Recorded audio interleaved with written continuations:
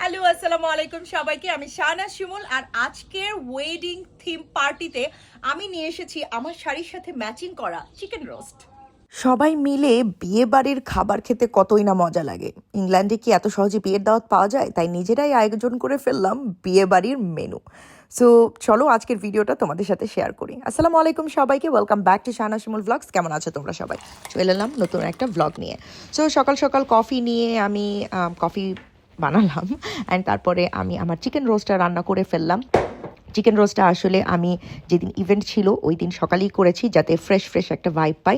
আমার রেসিপিটা আমি একদমই বলবো না বিয়ে বাড়ির রেসিপি, বাট এটা আমার আম্মুর রেসিপি। তোমরা যদি চাও রেসিপিটা আমি আলাদাভাবে শেয়ার করতে পারি। চলে গেলাম সব কিছু নিয়ে একদম সাদিয়াদের বাসায়, কারণ প্ল্যানটা সাদিয়ার বাসায় ছিল। এই আইডিয়াটা ছিল সাদিয়ার। আমরা সবাই একটা করে বিয়ে বাড়ির ডিশ রান্না করে নিয়ে যাব, আর বিয়ে বাড়ির গেস্টদের মতো করে আমরা সেজে যাব, কারোরই বিয়ে না। এবং ওখানে যাওয়ার পর দেখি যে সাদিয়ারা খুব সুন্দর করে ওদের গার্ডেনটাকে এত প্রিটি করে সাজিয়ে রেখেছে। মানে আমরা যাওয়ার আগেই সব কিছু ডান। একে একে সব গেস্টরা চলে আসছিল, আর গেস্টরা সবাই একটা করে খাবার নিয়ে আসছিল।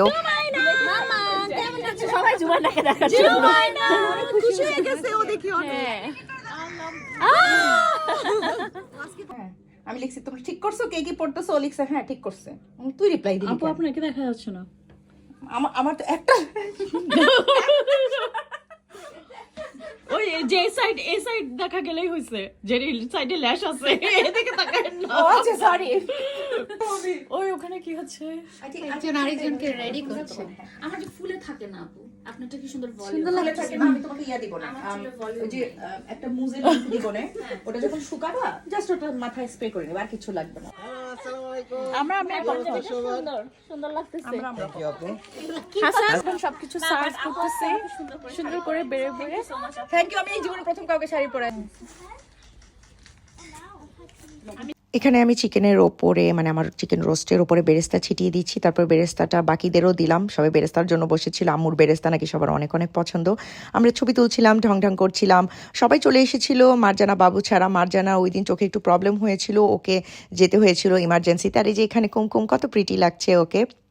খাবার দাবার আমরা সব বেড়ে নিয়েছিলাম, আর খুব মজা করে আমরা সব কিছু খেয়েছি। আসলে আমি করেছিলাম chicken roast, mutton leg roast করেছিল সাদিয়া, সাথে পোলাও করেছিল, আর বিভিন্ন রকম ড্রিঙ্কস তো করেছিল যেটা ভাইয়া করেছিলেন।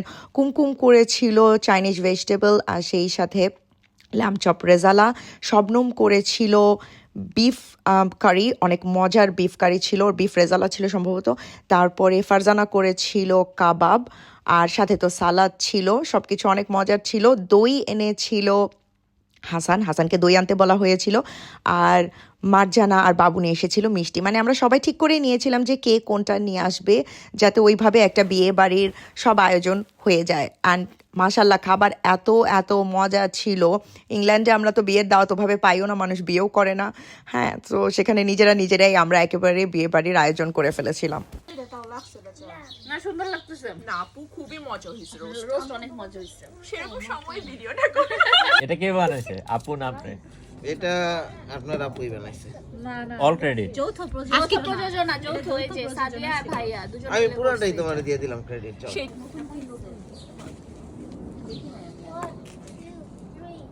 লাউ গাছ কেন? লাউ গাছ, আঙ্গুর গাছ। ও আচ্ছা, আঙ্গুর।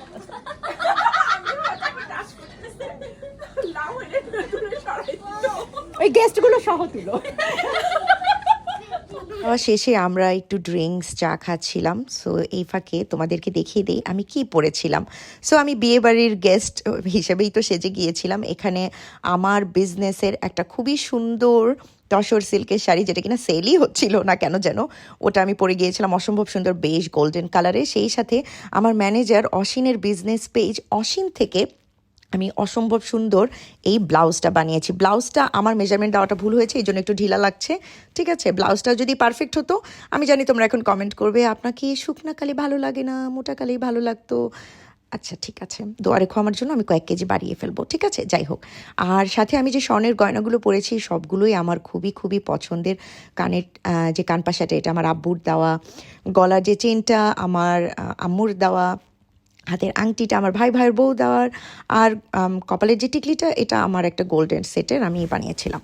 এরপর আমরা কিছুক্ষণ কন্টেন্ট বানালাম, হাহাহিহি করলাম, অনেক মজা হচ্ছিল। বাকি গেস্টরাও চলে এসেছিল, বাবু, মার্জানা, আর সেই সাথে ক্যামেরাম্যান। হ্যাঁ, সবাই মিলে, মানে এরা তো সবাই আমার ছোট বোনই অ্যাকচুয়ালি। ক্যামেরাম্যানের দরজা আটকেছিল, তার থেকে সালামি নিবে আর সামথিং লাইক দ্যাট, বাট দুই পক্ষই চরম ঢিট, কেউ কারো থেকে জিতে উঠতে পারে নাই এবং হ্যাঁ, টাকাও বের করতে পারে নাই। আমি খুবই হতাশ মেয়েদের উপরে। এনিওয়ে, সবাই মজা করে, বাকিরা যারা আসলো খাওয়া দাওয়া করে নিল। আমাদের কাছে কিন্তু খুবই ভালো লেগেছে এটা। তোমরাও যারা ফ্রেন্ড সার্কেলের যারা আছো তারাও কিন্তু চাইলে এইভাবে 1-2 মাস পর পর বা মানে ওয়ান ডিশ পার্টি করতে পারো, আর এইভাবে থিম পার্টি করতে পারো। আর আমার ফলোয়ারদের মধ্যে কেউ যদি ওয়েডিং থিমে পার্টি করো, মানে ওয়েডিং ফুড থিমে পার্টি করো, অবশ্যই কিন্তু আমাকে ট্যাগ করতে ভুলো না তোমরা। আমরা এরপরে মিষ্টি খেলাম, চা খেলাম, কফি খেলাম, অনেক কিছু খেলাম, দই ছিল সাথে, সেই সাথে আড্ডা, সব কিছু মিলিয়ে দিনটা অনেক সুন্দর কাটলো আমাদের। বিদেশের বাড়িতে এগুলোই তো ছোটোখাটো আনন্দ নিয়েই আমরা থাকি। সো যাই হোক, ভালো থেকো তোমরা সবাই, তোমাদের সবার সাথে দেখা হবে নেক্সট ব্লগে। ততদিন পর্যন্ত